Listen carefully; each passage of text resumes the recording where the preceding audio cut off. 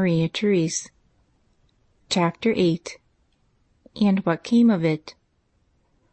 "Uncle, could you lend me a ninepence? I'll return it as soon as I get my pocket money," said Rose, coming into the library in a great hurry that evening. "I think I can, and I won't charge any interest for it, so you need not be in any hurry to repay me. Come back here and help me settle these books if you have nothing pleasanter to do," answered Dr. Alec, handing out the money. "I'll come in a minute. I've been longing to fix my books, but didn't dare to touch them, because you always shake your head when I read." "I shall shake my head when you write if you don't do it better than you did in making out this catalogue." "I know it's bad, but I was in a hurry when I did it, and I am in one now." And away went Rose, glad to escape a lecture. But she got it when she came back, for Uncle Alec was still knitting his brows over the list of books, and sternly demanded, pointing to a tipsy-looking title staggering down the page, "Is that meant for pulverized bones, ma'am?" "No, sir, it's Paradise Lost." "Well, I'm glad to know it, for I began to think you were planning to study surgery or farming. And what is this, if you please? Baby's aprons is all I can make of it." Rose looked hard at the scrawl and presently announced, with an air of superior wisdom, "Oh, that's Bacon's Essays." "Miss Power did not teach anything so old-fashioned as writing, I see. Now, look at this little memorandum Aunt Plenty gave me, and see what a handsome, plain hand that is. She went to a dame's school and learned a few useful things well. That is better than a smattering of half a dozen so-called higher branches, I take the liberty of thinking." "Well, I'm sure I was considered a bright girl at school and learned everything I was taught. Lily and me were the first in all our classes, and specially praised for our French and music and those sort of things," said Rose, rather offended at Uncle Alec's criticism.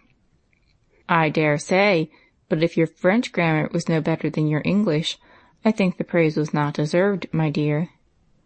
"Why, Uncle, we did study English grammar, and I could parse beautifully.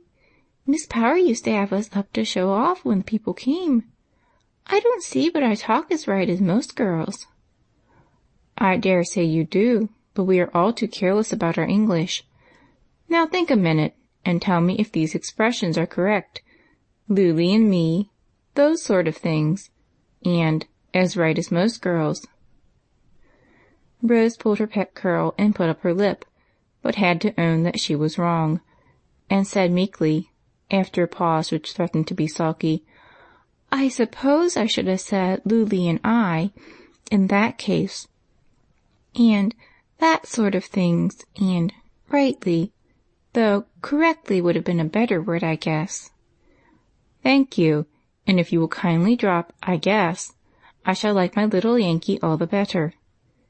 Now, see here, Rosie, I don't pretend to set myself up for a model in anything, and you may come down on my grammar, manners, or morals as often as you think I'm wrong, and I'll thank you.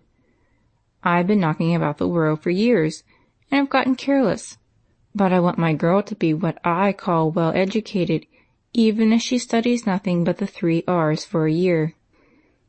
He spoke so earnestly and looked so sorry to have ruffled her that Rose went and sat on the arm of his chair, saying with a pretty air of penitence, "I am sorry I was cross, Uncle, when I ought to thank you for taking so much interest in me. I think you are right about being thorough, for I used to understand a great deal better when Papa taught me a few lessons than when Miss Power hurried me through so many.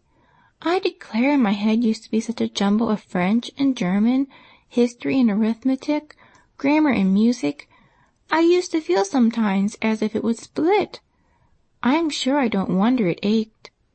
And she held on to it as if the mere memory of the jumble made it swim.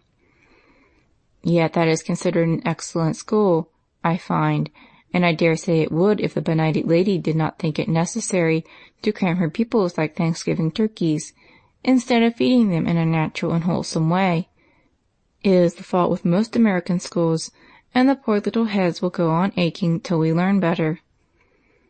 This was one of Dr. Alec's hobbies, and Rose was afraid he was off for a gallop, but he reined himself in and gave her thoughts a new turn by saying suddenly, as he pulled out a fat pocketbook, "Uncle Mac has put all your affairs into my hands now, and here is your month's pocket money. You keep your own little accounts, I suppose." "Thank you. Yes, Uncle Mac gave me an account book when I went to school, and I used to put down my expenses, but I couldn't make them go very well, for figures are the one thing I am not at all clever about." And Rose rummaged in her desk for a dilapidated little book, which she was ashamed to show when she found it. "Well, as figures are rather important things to most of us, and you may have a good many accounts to keep some day, wouldn't it be wise to begin at once and learn to manage your pennies before the pounds come to perplex you?" "I thought you would do all that fussy part, and take care of the pounds, as you call them. Need I worry about it? I do hate sums so." "I shall take care of things till you are of age, but I mean that you shall know how your property is managed, and do as much of it as you can by and by. Then you won't be dependent on the honesty of other people." "Gracious me! As if I wouldn't trust you with millions of billions if I had them," cried Rose, scandalized at the mere suggestion. "Ah, but I might be tempted. Guardians are sometimes. So you'd better keep your eye on me, and in order to do that, you must learn all about these affairs," answered Dr. Alec, as he made an entry in his own very neat account book. Rose peeped over his shoulder at it, and then turned to the arithmetical puzzle in her hand with a sigh of despair. "Uncle, when you add up your expenses, do you ever find you have more money than you had in the beginning?"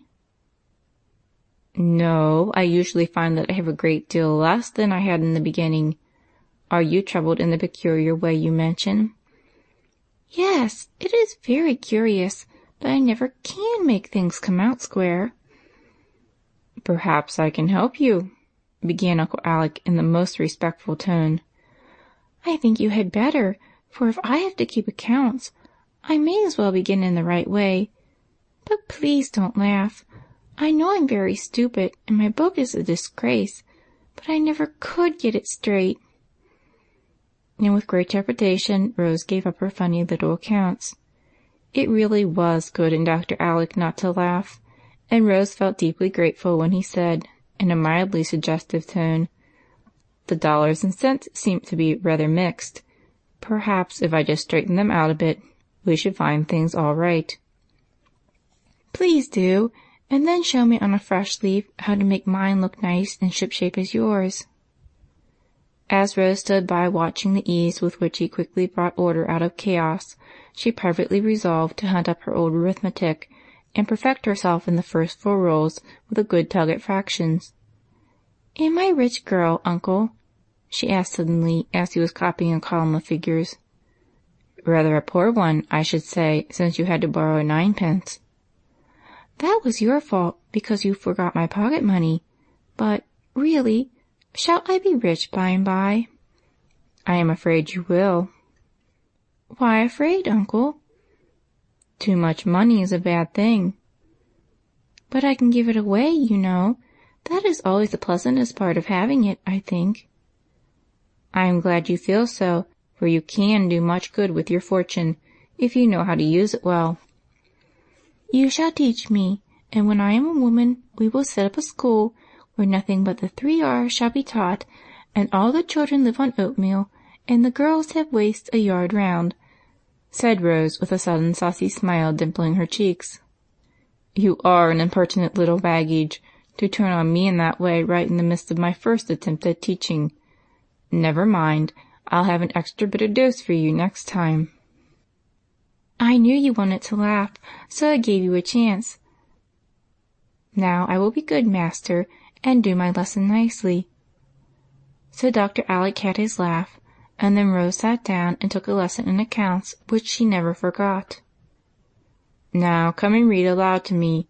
My eyes are tired, and it is pleasant to sit here by the fire while the rain pours outside and Aunt Jane lectures upstairs," said Uncle Alec, when last month's accounts had been put in good order and a fresh page neatly begun. Rose liked to read aloud, and gladly gave him the chapter in Nicholas Nickleby where the Miss Kenwigses take their French lesson.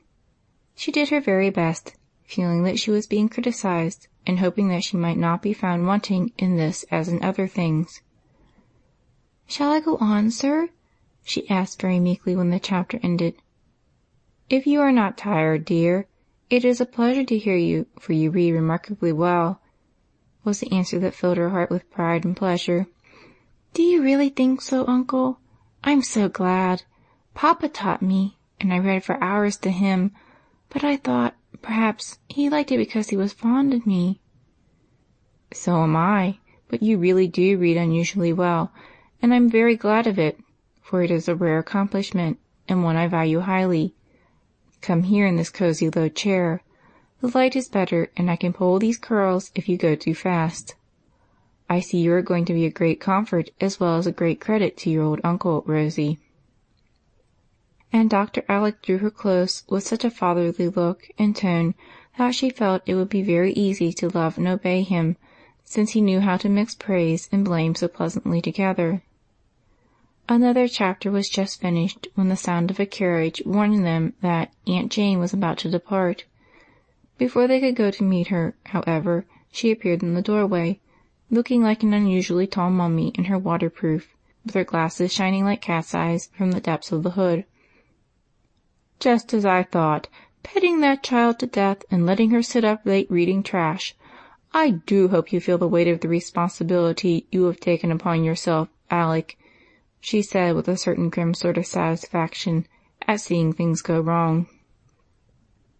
"I think I have a very realizing sense of it, Sister Jane," answered Dr. Alec, with a comical shrug of the shoulders and a glance at Rose's bright face. "It is sad to see a great girl wasting these precious hours so. Now, my boys have studied all day, and Mac is still at his books, I've no doubt, while you have not had a lesson since you came, I suspect." "I've had 5 today, ma'am," was Rose's unexpected answer.